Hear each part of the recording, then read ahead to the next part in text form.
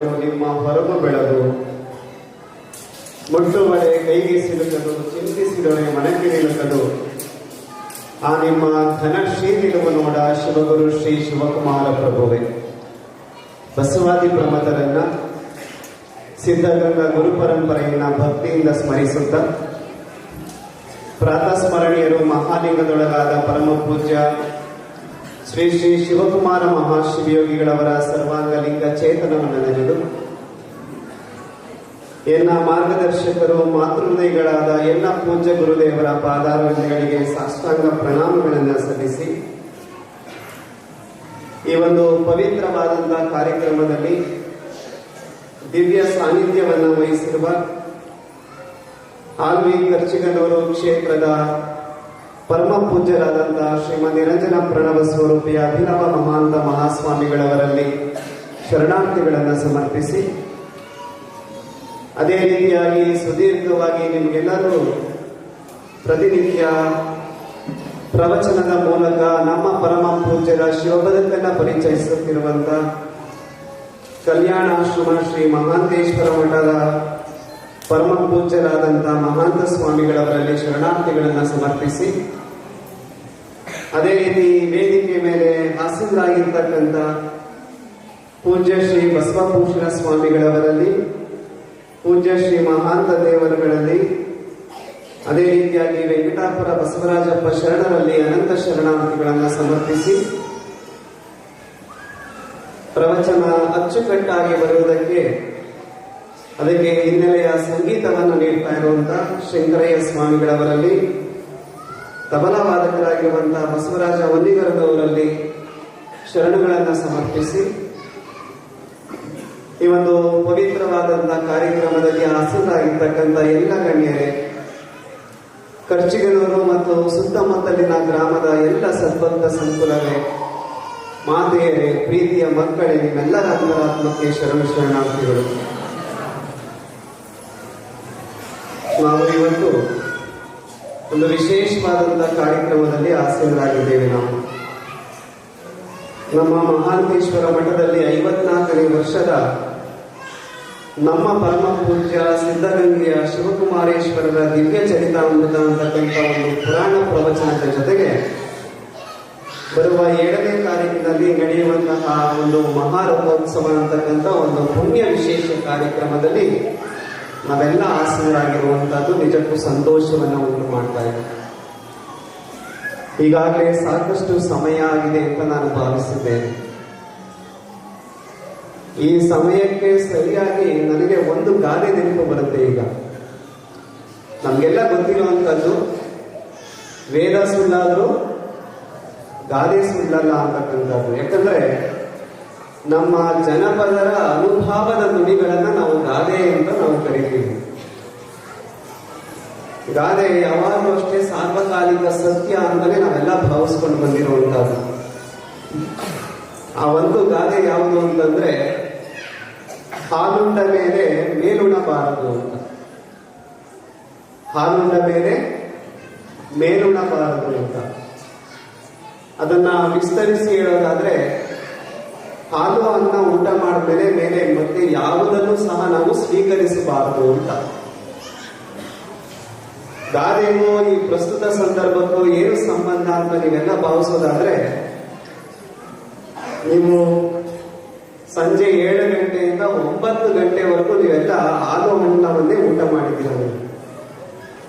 ನಮ್ಮ ಪರಮ ಪೂಜ್ಯ ಶಿವಕುಮಾರ ಮಹಾಶಿವಯೋಗಿಗಳವರ ಜೀವನ ಚರಿತ್ರೆ ಇದೆಯಲ್ಲ, ಅದು ಹಾಲನ್ನ ಉಂಡಷ್ಟೇ ಸಂತೋಷವನ್ನು ನೀಡ್ತಕ್ಕಂಥದ್ದು. ನೀವೆಲ್ಲ ಚಪ್ಪಾಳೆ ತಟ್ಟಿದ್ದೀರಾ ಅಂತಂದ್ರೆ ಮೇಲನ್ನ ಯಾವುದು ಉಣಬಾರದು ಅಂತ ನೀವೆಲ್ಲ. ಅದರ ಅರ್ಥ ನನ್ನ ಮಾತಿನ ಅವಶ್ಯಕತೆ ಇಲ್ಲ ಅಂತ.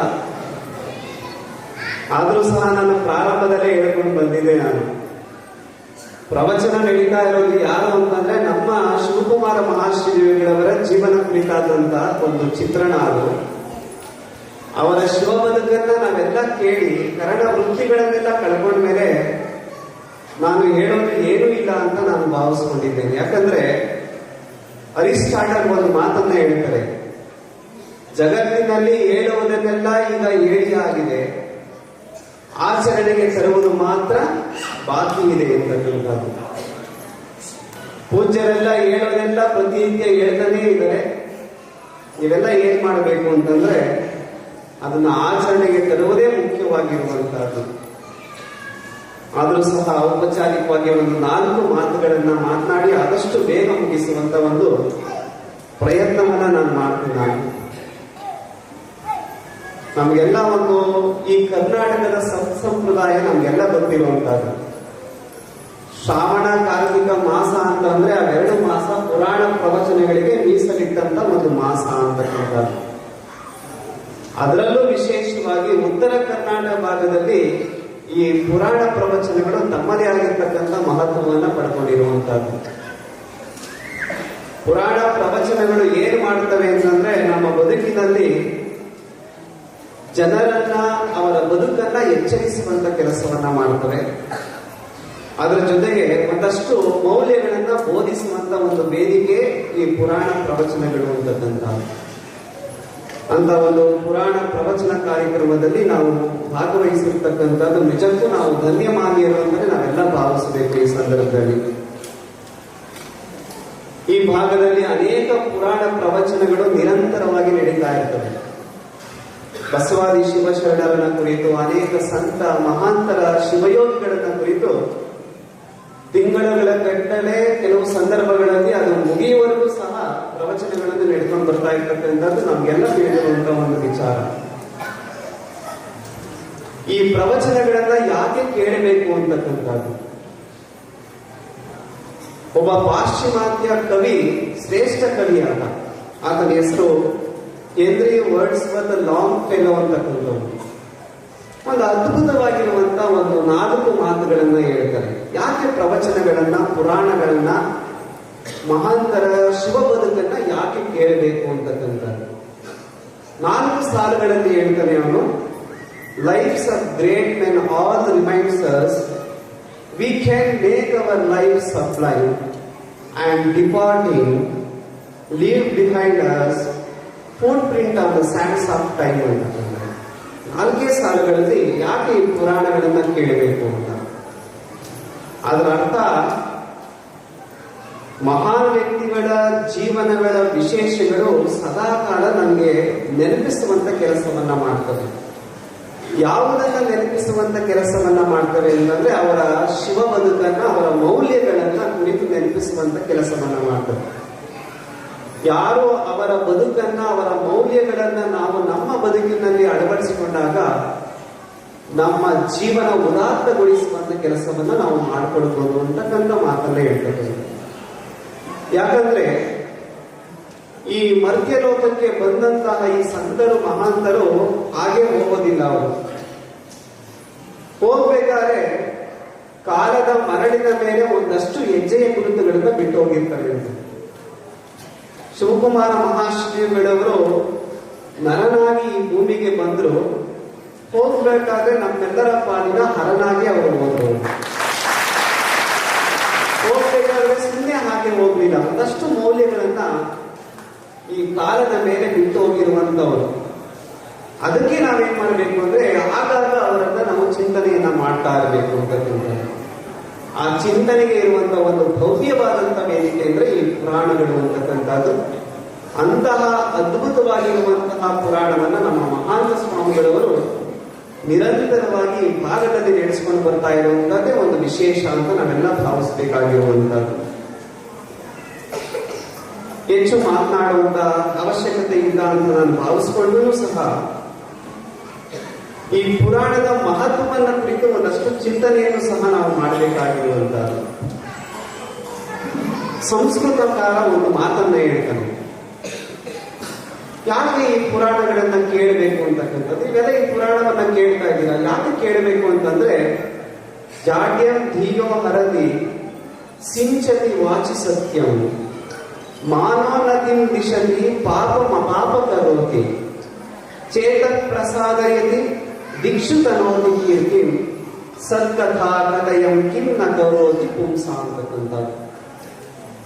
ನಿಮ್ಗೆಲ್ಲ ಇದು ಅನುಭವಕ್ಕೆ ಬಂದಿದೆ ಅಂತ ನಾನು ಭಾವಿಸ್ಕೊಂಡಿದ್ದೀನಿ. ಯಾಕಂದ್ರೆ ನಿರಂತರವಾಗಿ ನೀವು ಪ್ರತಿ ವರ್ಷ ಪ್ರವಚನಗಳನ್ನ ಕೇಳ್ತಾ ಇದ್ದೀರಿ.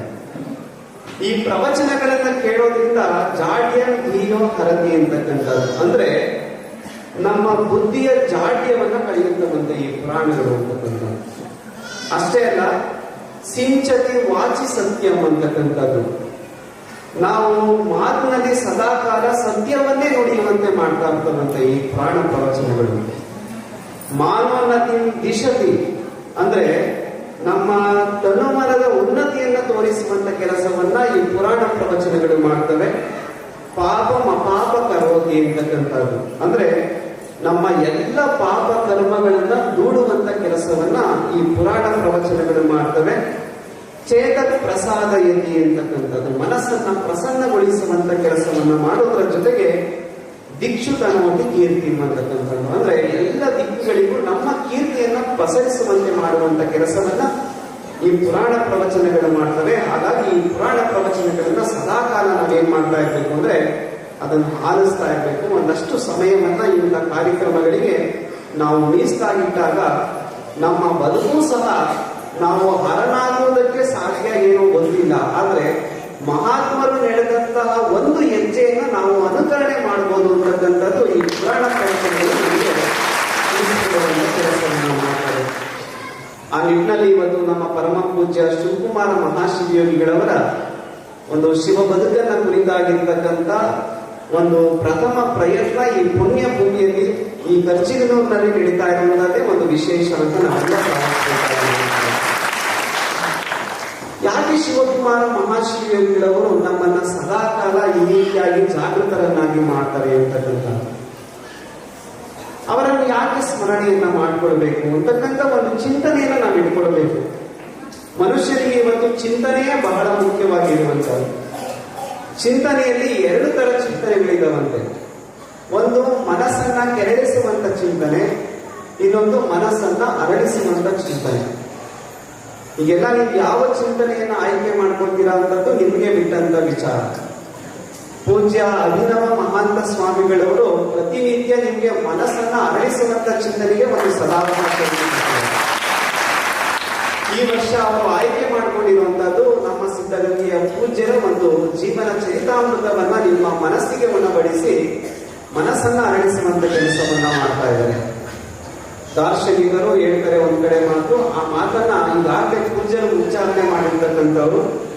ಕುಲಂ ಪವಿತ್ರಂ ಜನನೀಕೃತಾರ್ಥ ವಿಶ್ವಂಭರ ಪುಣ್ಯವತೀಚತೇನ ಅಪಾರ ಸಚ್ಚಿತ್ ಸುಖ ಸಾಗರೇಸ್ಮಿನ್ ಲೀನಂ ಪರಬ್ರಹ್ಮಣಿ ಯಸ್ಯ ಚೇತಃ ಅಂತಕ್ಕಂಥ ಮಾತು. ಈ ಮಾತನ್ನ ನಾವು ಒಂದಷ್ಟು ವಿಶ್ಲೇಷಣೆಯನ್ನ ಮಾಡಬೇಕಂತ ಎಷ್ಟು ಚೆನ್ನಾಗಿ ಹೇಳಿದ್ದಾರೆ. ಕುಲಂ ಪವಿತ್ರಂ ಜನನೀಕೃತಾರ್ಥ ವಿಶ್ವಂಭರ ಪುಣ್ಯವತೀಚತೇನ ಅಪಾರ ಸಚ್ಚಿತ್ ಸುಖ ಸಾಗರೇಸ್ಮಿನ್ ಲೀನ ಪರಬ್ರಹ್ಮಣಿ ಯಸ್ಯ ಚೇತಃ ಅಂತಕ್ಕಂಥ ಮಾತನ್ನು. ಅಂದ್ರೆ ಯಾರ ಹುಟ್ಟುವಿಕೆಯಿಂದ ಇಡೀ ಮನುಕುಲ ಪವಿತ್ರವಾಗುತ್ತದೆ ನಾವು ಯೋಚನೆ ಮಾಡಬೇಕು. ಯಾರ ಹುಟ್ಟುವಿಕೆಯಿಂದ ಇಡೀ ಮನುಕುಲ ಪವಿತ್ರವಾಗುತ್ತದೆ, ಯಾರ ಹುಟ್ಟುವಿಕೆಯಿಂದ ಎತ್ತ ತಾಯಿ ಕೃತಾರ್ಥಳು ಎನಿಸಿಕೊಳ್ಳುತ್ತಾಳೆ, ಯಾರ ಹುಟ್ಟುವಿಕೆಯಿಂದ ಹೊತ್ತ ಭೂಮಿ ಅಂದರೆ ಇಡೀ ನಾಡು ಪುಣ್ಯ ಭೂಮಿಯಾಗುತ್ತದೆ ಅಂತಕ್ಕಂಥದ್ದು ನಾವು ಚಿಂತನೆಯನ್ನು ಮಾಡಬೇಕು ಅಂತ. ಈ ಮಧ್ಯಲೋಕಕ್ಕೆ ಬಂದಾಗ ಈ 3 ಮಣಿಮವನ್ನು ನಾವು ಪೂರೈಸಬೇಕು. ಮೊದಲನೇ ಮಣಿಮ ಯಾವುದು ಅಂತಂದ್ರೆ ಈ ಮನುಕುಲ ಪವಿತ್ರವನ್ನಾಗಿ ಮಾಡಬೇಕು, ಎತ್ತ ತಂದೆ ತಾಯಿಯರು ಕೃತಾರ್ಥರನ್ನಾಗಿ ಮಾಡುವಂತ ಕೆಲಸ ಮಾಡಬೇಕು, ಒತ್ತ ಭೂಮಿ ಪುಣ್ಯವತಿ ಆಗುವಂತ ಕೆಲಸವನ್ನ ಮಾಡತಕ್ಕಂಥದ್ದೇ ಮನುಷ್ಯನ ಧ್ಯೇಯೋದ್ದೇಶ ಆಗಿರಬೇಕು. ಯಾವ ಈ ಕೆಲಸ ಮಾಡುವಂತವರು ಅಂತ ಒಂದು ಪ್ರಶ್ನೆ ಇದೆ. ಈ ನಾಡು ಪುಣ್ಯ ಭೂಮಿ ಅಂತ ಅನ್ಸ್ಕೊಳ್ಬೇಕಾದ್ರೆ ಯಾರ ಕರ್ತವ್ಯ ಅದು ಅಂತಕ್ಕಂಥದ್ದು, ಅಂತವರು ಯಾರಾದ್ರೂ ಈ ಜಗತ್ತಿನಲ್ಲಿ ಇದ್ದಾರ ಅಂತಕ್ಕಂಥ ಒಂದು ಪ್ರಶ್ನೆಯನ್ನಾಗುವಾಗ ನಮ್ಗೆ ಕಾಣಿಸಿರುವಂತವರು ಬೆರಳೆಣಿಕೆಯಷ್ಟು ಮಂದಿ ಮಾತ್ರ ಇರುತ್ತೆ. ಹೌದಲ್ವಾ? ಮನುಕುಲವನ್ನ ಪವಿತ್ರಗೊಳಿಸುವಂತಹ, ತಂದೆ ತಾಯಿಯರನ್ನ ಕೃತಾರ್ಥ ಮಾಡುವಂತಹ, ಭೂಮಿಯನ್ನ ಪುಣ್ಯ ಭೂಮಿಯನ್ನಾಗಿಸುವಂತ ಕೆಲಸವನ್ನ ಮಾಡುವಂತವರು ಅದು ಬೆರಳೆಣಿಕೆ ಮಂದಿ ಮಾತ್ರ ಆಗಿರುವಂತವರು. ಯಾರು ಅಂದ್ರೆ ಸಂತರು, ಶಿವಯೋಗಿಗಳು, ಮಹಾತ್ಮರು, ಶರಣರು ಅಂತಕ್ಕಂಥದ್ದು. ಈ ಸಂತರು, ಮಹಾಂತರು, ಶಿವಯೋಗಿಗಳ ಬಗ್ಗೆ ನಾವೆಲ್ಲ ಓದಿ ತಿಳ್ಕೊಂಡಿದ್ದೇವೆ. ಕೇಳಿ ತಿಳ್ಕೊಂಡಿದ್ದೀವಿ ನಾವೆಲ್ಲ. ಬಸವಾದಿ ಶಿವಶರಣರ ಬಗ್ಗೆ ಈ ಪುಣ್ಯ ಭೂಮಿಯಲ್ಲಿ ಸಾಕಷ್ಟು ವಿಚಾರಗಳು ನಡೆದಿದ್ದಾವೆ, ಅದನ್ನೆಲ್ಲ ಕೇಳಿ ತಿಳ್ಕೊಂಡಿದ್ದೀವಿ. ನಮ್ಮ ಶರಣರು ಒಂದಷ್ಟು ಪುಸ್ತಕಗಳನ್ನು ಸಹ ಬರೆದಿದ್ದಾರೆ, ಶರಣರ ಕುರಿತಾಗಿರುವಂತಹ ಒಂದು ಚಿಂತನೆಗಳನ್ನ ನೀವೆಲ್ಲ ಓದಿ ಅದನ್ನ ತಿಳ್ಕೊಂಡಿದ್ದೀರ. ನಾವು 12ನೇ ಶತಮಾನದಲ್ಲಿದ್ದಂತಹ ಬಸವಣ್ಣನವನ್ನು ನಾವು ನೋಡಲಿಲ್ಲ, ನಾವು ಅಲ್ಲಮ ಪ್ರಭುಗಳನ್ನ ನೋಡಲಿಲ್ಲ, ದಾಸರನ್ನ ನೋಡಲಿಲ್ಲ, ಬುದ್ಧನನ್ನ ನೋಡಲಿಲ್ಲ, ಅವ್ರು ಯಾರನ್ನೂ ನೋಡಲಿಲ್ಲ. ನಾವು ಏನಾದ್ರೂ ಪ್ರತ್ಯಕ್ಷವಾಗಿ ಕಂಡಿರುವಂತಹ ಒಂದು ಮಹಾಚೇತನ ಅಂದ್ರೆ ನಮ್ಮ ಪರಮ ಪೂಜ್ಯ ಶಿವಕುಮಾರ. ಯಾಕಂದ್ರೆ ಬುದ್ಧನ, ಬಸವಾದಿ ಶಿವಶರಣರ, ಸಂತರ, ಮಹಾನ್ವ ಯೋಗಿಗಳ ಒಂದು ಆದರ್ಶ ಗುಣಗಳು ನಮ್ಮ ಪರಮ ಪೂಜ್ಯರಲ್ಲಿ ನಾವು ಅವರ ಶಿವ ಬದುಕಿನಲ್ಲಿ ನಾವು ಕಾಣಬಹುದಾಗಿರುವಂತಹದ್ದು. ಅಂತಹ ಪೂಜ್ಯರನ್ನ ನಾವೆಲ್ಲರೂ ಸಹ ಇವತ್ತು ಅವರ ಬಗ್ಗೆ ಒಂದು ವಿಶೇಷವಾಗಿ ಪುರಾಣ ಪ್ರವಚನವನ್ನ ಕಟ್ಟಿಕೊಂಡು ನಾವು ಅವ್ರ ಬಗ್ಗೆ ಚಿಂತನೆಯನ್ನ ಮಾಡ್ತಾ ಇರುವಂತದ್ದು ನಿಜಕ್ಕೂ ಅದು ನಾವು ಸ್ಮರಣೆ ಅಂತಕ್ಕಂಥದ್ದು ನಾವೆಲ್ಲ ಭಾವಿಸಬೇಕಾಗಿರುವಂತಹದ್ದು. ನೋಡಿ, ನೀವೆಲ್ಲ ಗಮನಿಸಬೇಕಾದಂತ ಇನ್ನೊಂದು ಸತ್ಯ ಏನು ಅಂತಂದ್ರೆ, ಬಸವಣ್ಣವರು ಈ ಮಣ್ಣಿನವನ್ನ ಪೂರೈಸಿದ ನಂತರ ಅವರ ಪುರಾಣ ಪ್ರವಚನ ಬಂದಿದ್ದು 1 ಶತಮಾನಕ್ಕೂ ಹೆಚ್ಚು ಅಂತ ನಾನು ಭಾವಿಸುತ್ತೇನೆ. ಭೀಮಕವಿ ಬಸವ ಪುರಾಣವನ್ನ ರಚನೆಯನ್ನು ಮಾಡಿದ್ರು, 2 ಶತಮಾನಗಳೇ ಆಗಿರುವಂತಹದ್ದು. ಅನೇಕ ಮಹಾಶಿವಯೋಗಿಗಳವರ ಜೀವನ ಚರಿತ್ರೆಯನ್ನು ತೆಗೆದುಕೊಳ್ಳಿ. ಅವರ ಜೀವನ ಚರಿತ್ರೆಯನ್ನು ನಾವೆಲ್ಲ ಗಮನಿಸಿದಾಗ ಅವರ ಪುರಾಣ ಪ್ರವಚನಗಳು ಸುಮಾರು ವರ್ಷಗಳು ತೆಗೆದುಕೊಂಡಿದ್ದಾವೆ. ಈ ಭೂಮಿಯಲ್ಲಿ ಸಾರ್ಥಕ ಜೀವನವನ್ನು ನಡೆಸಿ ಕೇವಲ 4-5 ವರ್ಷಗಳಲ್ಲೇ ಪುರಾಣ ಪ್ರವಚನ ಬಂದಿದ್ದಂತ ಏಕೈಕ ಶಿವಯೋಗಿಗಳಂದ್ರೆ ನಮ್ಮ ಇದಕ್ಕೆ ಕಾರಣೀಭೂತರಾಗಿರುವಂತವ್ರು ಯಾರು ಅಂತಂದ್ರೆ ನಮ್ಮ ಅಭಿನವ ಮಹಾನ್ ಶಿವಯೋಗಿಗಳು. ಅವರ ಹಿಂದೆ ಕಾಣದ ಕೈಗಳು ನಮ್ಮ ಶ್ರೀಮಠದ ಎಷ್ಟು ಹಳೆಯ ವಿದ್ಯಾರ್ಥಿಗಳು ಅದರಲ್ಲೇ ಇರ್ತಕ್ಕಂಥವ್ರು. ಇವರಿಬ್ಬರಿಗೂ ಸಹ ನಾವು ಅಭಿನಂದನೆಯನ್ನು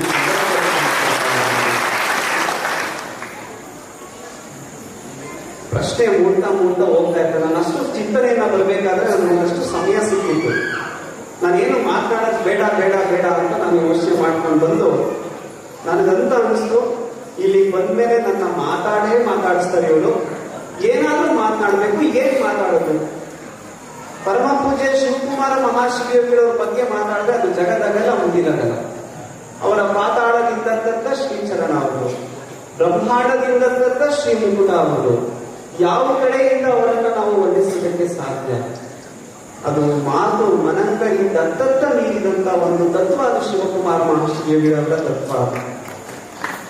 ಈ ತತ್ವವನ್ನ ನಾನು ಆಲೋಚನೆ ಮಾಡಬೇಕಾದ್ರೆ ನನ್ನ ಮನಸ್ಸಿಗೆ ಬಂದಿತ್ತು ಅಂದ್ರೆ, ಎಲ್ಲಿಯ ಬಳ್ಳಾರಿ ಎಲ್ಲಿಯ ಸಿದ್ಧಗಂಗು ಅಂತ ಪೂಜ್ಯರು ಹೇಳ್ತಾ ಇದ್ರು. ಎತ್ತಣ ಮಾಮರ ಎತ್ತಣ ಹೋಗಿದೆ ಎತ್ತಣಿದಂತ ಸಂಬಂಧವಯ್ಯ ಅಂತ. ಅಂದ್ರೆ ಈ ಸಂಬಂಧವನ್ನ ಬೆಸೆದಂತ ಶಕ್ತಿ ಯಾವುದು ಅಂತ ನಾವು ಯೋಚನೆ ಮಾಡಿದಾಗ ಆ ಶಕ್ತಿ ಯಾರು ಅಂತಂದ್ರೆ ನಮ್ಮ ಪರಮ ಪೂಜ್ಯ ಶಿವಕುಮಾರ ಮಹಾಶಿವಯೋಗಿಗಳು. ಇವತ್ತು ನಾವು ನೀವೆಲ್ಲ ಇಲ್ಲಿ ಸೇರೋದಕ್ಕೆ ಕಾರಣೀಭೂತರು ಯಾರು ಅಂತಂದ್ರೆ ಅವರೇ ಆಗಿರುವಂತವ್ರು. ಇವತ್ತು ಮಠಕ್ಕೂ ಮತ್ತೆ ಈ ಭಾಗಕ್ಕೂ ಒಂದು ಅವಿನಾಭಾವ ಸಂಬಂಧದ ಬೆಸುಗೆಯನ್ನ ಬೆಸೆದಂತ ಆ ಶಕ್ತಿ ಅಂದ್ರೆ ನಮ್ಮ ಶಿವಕುಮಾರ ಮಹಾಶಿವಯೋಗಿಗಳು. ಅಂತಹ ಶಕ್ತಿಯ ಪುಣ್ಯ ಒಂದು ಸ್ಮರಣೆಯಲ್ಲಿ ನಾವೆಲ್ಲ ಭಾಗಿಗಳಾಗಿರುವಂತಹದ್ದು. ಅವರೇಕೆ ನಮ್ಮೆಲ್ಲರ ಧೈರ್ಯವಾಗಿ ಹೋದ್ರು ಅಂತ ನಾನು ಮತ್ತಷ್ಟು ಚಿಂತನೆಯನ್ನ ಮಾಡಿದೆ. ಬರೀ ಚಿಂತನೆಯನ್ನ ಮಾಡ್ಕೊಂಡೇ ಬಂದಿದ್ದು ಇವತ್ತೆಲ್ಲ. ಬಳ್ಳಾರಿಗೂ ಸಿದ್ಧಗಂಗೆಗೂ ಏನ್ ಸಂಬಂಧ ಅಂತ ಯೋಚನೆ ಬಂದಾಗ ಅದಕ್ಕೆ ಬೆಸುಗೆಯನ್ನ ಬೆಸೆದವರು ನಮ್ಮ ಪೂಜ್ಯರು. ಅವ್ರು ಯಾಕಿಷ್ಟು ನಮ್ಮ ಬದುಕನ್ನ ಪ್ರಭಾವಿಸಿದ್ರು ಅಂತಕ್ಕಂಥದ್ದು. ಯಾಕಂದ್ರೆ ಎಷ್ಟೋ ಮಂದಿ ಈ ಜಗತ್ತಿನಲ್ಲಿ ಬಂದು ಹೋಗಿದ್ದಾರೆ, ಆದ್ರೆ ಇಷ್ಟು ಬಾಂಧವ್ಯವನ್ನ ಬೆಳೆಸಿರುವುದಕ್ಕೆ ಹೇಗೆ ಸಾಧ್ಯ ಆಯಿತು? ಆ ಸೂತ್ರ ನಮಗೂ ಬೇಕಲ್ವಾ? ಯಾಕಂದ್ರೆ ಪರಂಪರೆಯನ್ನ ಮುನ್ನಡೆಸ್ಕೊಂಡು ಹೋಗ್ಬೇಕಾಗಿರುವಂತದ್ದು ನಮ್ಮೆಲ್ಲರ ಗುರುತರ ಜವಾಬ್ದಾರಿ. ಅದು ಹೇಗೆ ಸಾಧ್ಯ ಆಯಿತು ಅಂತ ನಾನು ಗಮನಿಸಿದಾಗ ಒಂದು ಪುಸ್ತಕವನ್ನ ಅಧ್ಯಯನ ಮಾಡ್ಕೊಂಡು ಬರ್ತಾ ಇರಬೇಕಾಗಿದೆ. ಒಬ್ಬ ಆಧುನಿಕ ಕವಿಗಳು ಅಂತ ನಾನು ಭಾವಿಸ್ಕೊಂತೀನಿ ಅವ್ರನ್ನ. ಒಬ್ಬ ಶ್ರೇಷ್ಠ ಸಂತರು ಅವರು ಕುಮಾರ ನಿಜಗುಣರು ಅಂತ. ಅಂದ್ರೆ ನಿಜಗುಣ ಶಿವಯೋಗಿಗಳ ಕ್ಷೇತ್ರದಲ್ಲಿ ಒಂದಷ್ಟು ದಿವಸಗಳ ಕಾಲ ಸಾಹಿತ್ಯ ಕ್ಷೇತ್ರಕ್ಕೆ ಕೊಡುಗೆಯನ್ನ ಕೊಟ್ಟಂತವರು ಕುಮಾರ ನಿಜಗುಣರು. ಅವರು ಕೆಲವೇ ವರ್ಷಗಳಲ್ಲಿ ಅವರು ಲಿಂಗೈಕ್ಯರಾಗಿದ್ದಾರೆ. ಅವರು ನಮ್ಮ ಪೂಜ್ಯರನ್ನ ಕುರಿತು ಒಂದಷ್ಟು ಷಟ್ಪದಿಗಳ ರೂಪದಲ್ಲಿ ಕಾವ್ಯವನ್ನ ರಚನೆಯನ್ನು ಮಾಡಿದ್ದಾರೆ. ಬಹುಶಃ ನಮ್ಮ ಹಳೆಯ ವಿದ್ಯಾರ್ಥಿಗಳಿಗೆಲ್ಲ ಅದೆಲ್ಲ ಗೊತ್ತು ಅಂತ ನಾನು ಭಾವಿಸ್ಕೊಂಡಿದ್ದೇನೆ. ಯಾಕೆ ಪೂಜ್ಯರು ನಮಗೆ ಅಷ್ಟೊಂದು ಪ್ರಭಾವಿಸಿದ್ರು, ಯಾಕೆ ನಮ್ಮ ಪಾಲಿಗೆ ಅವರು ದೈವವಾಗಿ ಹೋದ್ರು ಅಂದ್ರೆ, ಅಷ್ಟು ಸಾಲುಗಳನ್ನ ನಾವು ಓದಿದ್ರೆ ಸಾಕು ಆ ಸಪ್ತಗಂಗಾ ಮಠಕ್ಕೂ ಬಳ್ಳಾರಿಗೂ ಯಾವ ರೀತಿ ಆಗಿರ್ತಕ್ಕಂಥ ಅವಿನಾಭಾವ ಸಂಬಂಧ ಅಂತ ಗೊತ್ತಾಗುತ್ತೆ. ಕುಲ ಜಾತಿ ಮತ ವರ್ಣ ಯಾವುದನ್ನು ಲೆಕ್ಕಿಸದೆ ಸಮಾಜ ಸೇವೆಯೇ ದೈವ ಸೇವೆ ಎಂಬುದನ್ನು ತಿಳಿದು ಬಡತನದಲ್ಲಿ ಬಲುಬಡಲಿ ಬಳಿಸಾರದ ಹಲವಾರು ದಶನೂರು ಮಕ್ಕಳುಗಳ ಒಲುಮೆಯನ್ನು ಬೈದಡಲಿ ವಸ್ತ್ರ ಓದಲಗಿತ್ತು ಸಲುಗೆಯನ್ನು ಸಂತೈಸಿ ವಿದ್ಯೆ ಬುದ್ಧಿಯ ಕಲಿಸಿ ಸರೆ ಮುದದಿ ಪರೆಯಿಸಿ ಆ ಕಾರುಣ್ಯ ಗುಣಸಿಂದು ಕೃಪೆದವರು ದೀನ ಬಂದರು ಅಂತಕ್ಕಂಥದ್ದು. ಅಂದ್ರೆ ನಮ್ಮ ಶ್ರೀಮಠದಲ್ಲಿ ಓದಂತ ವಿದ್ಯಾರ್ಥಿಗಳಿಗೆ ಬಹಳ ಸುಲಭವಾಗಿ ಈ 6 ಸಾಲುಗಳು ಪರಿಚಯ ಆಗುತ್ತೆ. ಯಾಕಂದ್ರೆ ನಮ್ಮ ಪರಮ ಪೂಜ್ಯರು ಈ ಮಣಿಹದಲ್ಲಿ ಇರುವಷ್ಟು ದಿವಸ ಅವರು ಯಾವತ್ತೂ ಸಹ ಯಾವ ವ್ಯಕ್ತಿಯ ಕುಲ ಜಾತಿ ವರ್ಣ ಪಂಗಡ ಮತ್ತೆ ಪ್ರದೇಶವನ್ನ ಯಾವತ್ತೂ ಸಹ ಎಣಿಸಲಿಲ್ಲ. ಅವ್ರಿಗೆ ವಿಶ್ವವೇ ಕುಟುಂಬ ಆಗಿದ್ದಂಥದ್ದು, ಎಲ್ಲರೂ ಒಂದೇ ಸಮನಾಗಿ ಅವರು ಕಾಣ್ತಾ ಇದ್ದಂಥದ್ದು. ಯಾಕೆ ನಮ್ಮ ಮಕ್ಕಳನ್ನ ಅಷ್ಟು ಪ್ರಭಾವಿಸಿದ್ರು ಅಂತಂದ್ರೆ, ಬಳ್ಳಾರಿ ಮಕ್ಕಳಿಗೆ ಏನು ಪ್ರಾಶಸ್ತ್ಯ ಕೊಡಬೇಕು ಬಿಜಾಪುರ ಮಕ್ಕಳಿಗೆ ಅಷ್ಟೇ ಪ್ರಾಶಸ್ತ್ಯ ಕೊಡ್ತಾ ಇದ್ರು. ಮೈಸೂರು, ತುಮಕೂರು, ಮಂಡ್ಯ, ಚಾಮರಾಜನಗರ ಈ ಭಾಗದ ಮಕ್ಕಳಿಗೂ ಅಷ್ಟೇ ಪ್ರಾಮುಖ್ಯತೆಯನ್ನು ಕೊಡ್ತಾ ಇದ್ರು. ಅಂದ್ರೆ ಅವ್ರಿಗೆ ವಿಶ್ವವೇ ಕುಟುಂಬ ಆಗಿರ್ಬೇಕಾದ್ರೆ ಎಲ್ಲರೂ ತನ್ನ ಮಕ್ಕಳೇ ಅಂತ ಭಾವಿಸಿಕೊಂಡವರು ನಮ್ಮ ಪರಮ. ಅದು ಒಂದು ಕಾರಣ. ಆದ್ರೆ ಮತ್ತೊಂದು ಕಾರಣ ಅಂತಂದ್ರೆ, ಪೂಜ್ಯರು ಹೇಳಿದಂಗೆ ಎಷ್ಟೋ ಸಂದರ್ಭದಲ್ಲಿ ಪರಮ ಪೂಜ್ಯರೇ ಅಡಿಗೆ ಮಾಡಿದ್ದಾರೆ, ಎಷ್ಟೋ ಸಂದರ್ಭದಲ್ಲಿ ಪರಮ ಪೂಜ್ಯರೇ ಸೌದೆಯನ್ನು ಹೊಡೆದಿದ್ದಾರೆ, ಹೊಲವನ್ನ ಹುತ್ತಿದ್ದಾರೆ, ಕಳೆಯನ್ನ ಕಿತ್ತಿದ್ದಾರೆ. ಅವರು ಮಾಡಿದ ಕಾಯಕವೇ ಇಲ್ಲ ಅಂತಕ್ಕಂಥದ್ದು. ಎಲ್ಲ ಶ್ರಮಿಕ ಕಾಯಕವನ್ನ ಮಾಡಿದಂಥವ್ರು ನಮ್ಮ ಪೂಜ್ಯರು. ಕಾರಣ ಇಷ್ಟೇ, ಎಲ್ಲವೂ ತನ್ನನ್ನ ಆಶ್ರಯಿಸಿ ಬಂದಂತ ಮಕ್ಕಳ ಏಳಿಗೆಗೋಸ್ಕರ. ಅದಕ್ಕೆ ಬಳ್ಳಾರಿಗೂ ಸಿದ್ಧಗಂಗಾಕ್ಕೂ ಎತ್ತಣಿಂದ ಸಂಬಂಧ ಅಂತಂದ್ರೆ, ಆ ಸಂಬಂಧದ ಶಕ್ತಿ ಶಿವಕುಮಾರ ಮಹಾಶಿವಯೋಗಿಗಳವರು ಯಾಕಾದ್ರು ಅಂತಂದ್ರೆ, ಅವರು ಮಾಡಿದಂತ ಕಾಯಕದಲ್ಲಿ ಎಲ್ಲರೂ ಭಾಗಿಗಳಾಗಿರ್ತಕ್ಕಂಥವ್ರು ನಮ್ಮ ಶ್ರೀಮಠದ ಮಕ್ಕಳು. ಇವತ್ತು ಅವರು ಕೃತಾರ್ಥರಾಗಿರುವಂತದ್ದೇ ಆ ಶಕ್ತಿಗೆ ಒಂದು ಚೈತನ್ಯವನ್ನು ಬರೆಯೋದಕ್ಕೆ ಸಾಧ್ಯ ಆಗಲಿಲ್ಲ. ಇವತ್ತು ಸಹಸ್ರ ಸಂಖ್ಯೆಯಲ್ಲಿ ಬಡ ಮಕ್ಕಳಿಗೆ ಒಂದು ಆಧಾರವಾಗಿ ಇವತ್ತು ನಮ್ಮ ಪೂಜ್ಯರು ಅವರ ಒಂದು ಶ್ರೇಯೋಭಿವೃದ್ಧಿಗೋಸ್ಕರ ಶ್ರಮಿಸಿದಂಥವರು. ಎಲ್ಲರೂ ತನ್ನ ಮಕ್ಕಳೆಂದು ಭಾವಿಸಿ ಸಂತೈಸಿ ಅವರು ಈ ಲೋಕಕ್ಕೆ ಬೇಕಾದವರಾದಂಥವರು, ಮಹಾಮಾತೃಗಳಾದ್ರು, ಮಹಾಗುರುಗಳಾದ್ರು ನಮ್ಮ ಪರಮ ಪೂಜ್ಯರು. ಅದಕ್ಕೆ ಅವರನ್ನ ನಾವು ಸದಾಕಾಲ ಸ್ಮರಣೆಯನ್ನ ಮಾಡ್ಕೊಳ್ತಾರೆ ಇರಬೇಕಾಗಿರ್ತಕ್ಕಂಥದ್ದು. ಅವರ ಬದುಕು ಅಂತಂದ್ರೆ ಅದು ತ್ಯಾಗದ ಬದುಕು ಅಂತಕ್ಕಂಥದ್ದು. ಹೇಳ್ತಾರೆ ದಾರ್ಶನಿಕರು, ತ್ಯಾಗೇನ ಏಕೇನ ಅಮೃತತ್ವ ಮಾನಶುಭು ಅಂತ. ತ್ಯಾಗ ಜಗತಿ ಪೂಜ್ಯಂತೆ ಅಂತಕ್ಕಂಥದ್ದು ಹೇಳ್ತಾರೆ. ಅಂದ್ರೆ ಈ ಜಗತ್ತಿನಲ್ಲಿ ಯಾವುದಕ್ಕೆ ಹೆಚ್ಚು ಮಹತ್ವ ಇದೆ ಅಂದ್ರೆ ಅದು ತ್ಯಾಗಕ್ಕೆ ಇರ್ತಕ್ಕಂಥದ್ದು. ಆ ತ್ಯಾಗ ಮಹಿಗಳು ಯಾರಂದ್ರೆ ನಮ್ಮ ಪರಮ ಪೂಜ್ಯ ಶಿವಕುಮಾರ ಮಹಾಶಿವಯೋಗಿಗಳು. ಅವರ ಶಿವಬದುಕನ್ನ ನಿರಂತರವಾಗಿ 12 ದಿವಸಗಳ ಕಾಲ ನೀವೆಲ್ಲ ಅವರ ಪುರಾಣ ಪ್ರವಚನಗಳಲ್ಲಿ ಭಾಗವಹಿಸಿ ನಮ್ಮ ಕರ್ಣದ ಶುದ್ಧಿಯನ್ನ ಮಾಡಿಕೊಂಡು ನಮ್ಮ ಬದುಕನ್ನ ಹಸನಾಗಿಸಿಕೊಳ್ಳುವಂತ ಒಂದು ಪವಿತ್ರ ಕಾರ್ಯಕ್ರಮದಲ್ಲಿ ನಾವೆಲ್ಲ ಭಾಗಿಗಳಾಗಿರುವಂತದ್ದು.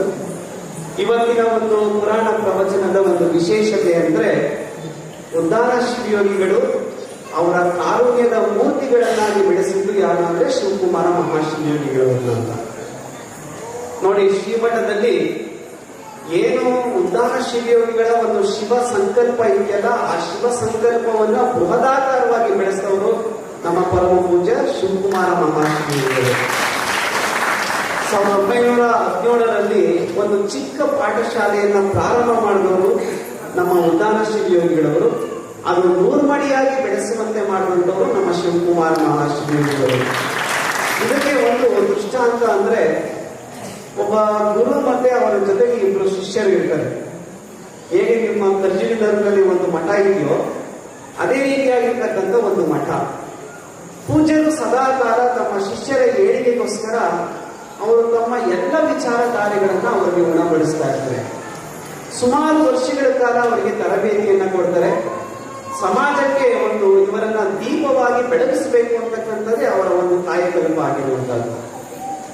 ಒಂದಷ್ಟು ಅವರಿಗೆ ವಿದ್ಯಾರ್ಜನೆಯನ್ನ ಮಾಡಿ ಒಂದಷ್ಟು ಮೌಲ್ಯ ಶಿಕ್ಷಣವನ್ನು ನೀಡಿದಾದ್ಮೇಲೆ ಶಿಕ್ಷಕ ಪರೀಕ್ಷೆಯನ್ನ ಮಾಡಬೇಕು ಅಂತ ಆ ಇಬ್ಬರು ಶಿಷ್ಯರಿಗೆ ಒಂದು ಪರೀಕ್ಷೆಯನ್ನು ಒಡ್ಡುವುದಕ್ಕೋಸ್ಕರ ಅವರು ಲೋಕ ಸಂಚಾರಕ್ಕೋಸ್ಕರ ತೆರಳುತ್ತಾರೆ. ಅವರು ಲೋಕ ಸಂಚಾರಕ್ಕೆ ಹೋಗ್ಬೇಕಾದ್ರೆ ಆ ಇಬ್ಬರು ಶಿಷ್ಯರನ್ನ ಕರೆದು ಆ ಇಬ್ಬರು ಶಿಷ್ಯರ ಕೈಯಲ್ಲಿ ಒಂದೊಂದು ಇಡಿಯಷ್ಟು ಕಡಲೆಕಾಳನ್ನ ಕೊಡ್ತಾರೆ. ಅವರು ಕಡಲೆಕಾಳನ್ನ ಕೊಟ್ಟು ಅವರಿಗೆ ಒಂದು ಮಾತನ್ನ ಹೇಳ್ತಾರೆ, ನೋಡಿ, ನಾನು ಕೊಟ್ಟಂತ ಕಡಲೆಕಾಳನ್ನ ನೀವು ಜೋಪಾನವಾಗಿ ಸಂರಕ್ಷಣೆಯನ್ನ ಮಾಡಬೇಕು ಅಂತ. ಮೊದಲನೆಯ ಶಿಷ್ಯನಿಗೆ ಏನಂತ ಅನಿಸ್ತು ಅಂದ್ರೆ, ಆ ನಿಂತ ಜಾಗದಲ್ಲಿ ಗುರುಗಳು ಬರುವಷ್ಟೊತ್ತಿಗೆ ಇದನ್ನು ಹೇಗಾದ್ರೂ ಮಾಡಿ ಬಹಳ ಜೋಪಾನವಾಗಿ ನಾನು ಕಾಪಾಡಬೇಕು ಅಂತ ಅವನು ಸಹ ಏನ್ ಮಾಡ್ದ ಅಂದ್ರೆ ಒಂದು ಪ್ರತಿಜ್ಞೆಯನ್ನ ಮಾಡ್ದ, ನಾನು ಏನಾದ್ರೂ ಮಾಡಿ ಗುರುಗಳ ಮನಸ್ಸನ್ನ ಗೆಲ್ಲಬೇಕು ಅಂತ. ಎರಡನೇ ಶಿಷ್ಯನ ಆಲೋಚನೆ ಒಂದಷ್ಟು ವಿಶೇಷವಾಗಿತ್ತು.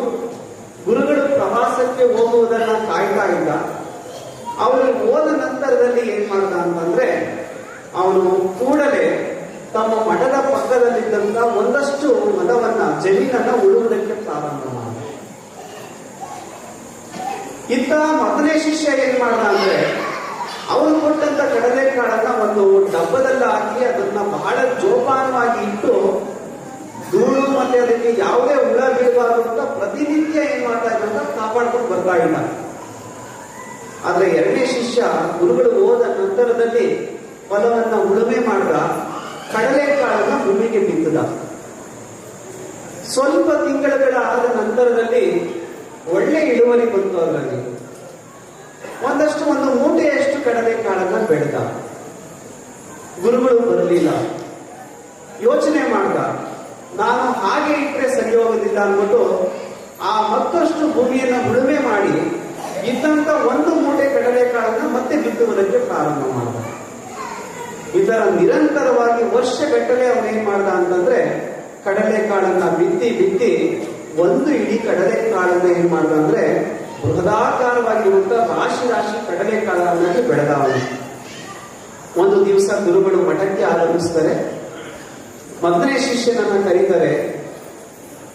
ನಾನು ಕೊಟ್ಟಂತ ಕಡಲೆಕಾಳನ್ನ ಯಾವ ರೀತಿಯಾಗಿ ಸಂರಕ್ಷಣೆ ಮಾಡಿದ್ಯಾ, ಹೋಗಿ ತೆಗೆದುಕೊಂಡು ಬಾ ಅಂತ ಕೇಳಿದಾಗ ಶಿಷ್ಯ ಓಡೋಗ್ತಾನೆ. ಮೊದಲನೇ ಶಿಷ್ಯ ಆ ಡಬ್ಬವನ್ನ ತೆಗೆದು ಮುಚ್ಚಳವನ್ನ ತೆಗೆದು ಗುರುಗಳ ಮುಂದೆ ಇಡ್ತಾನೆ. ನೋಡಿದ್ರೆ ಎಲ್ಲ ಹುಳಗಳು ಬಿದ್ದು ಹಾಳಾಗೋಗಿರುತ್ತೆ. ಬಹಳ ನಿರಾಶೆ ಆಗುತ್ತೆ ಅವನಿಗೆ. ಎರಡನೇ ಶಿಷ್ಯನನ್ನ ಕರೀತಾರೆ.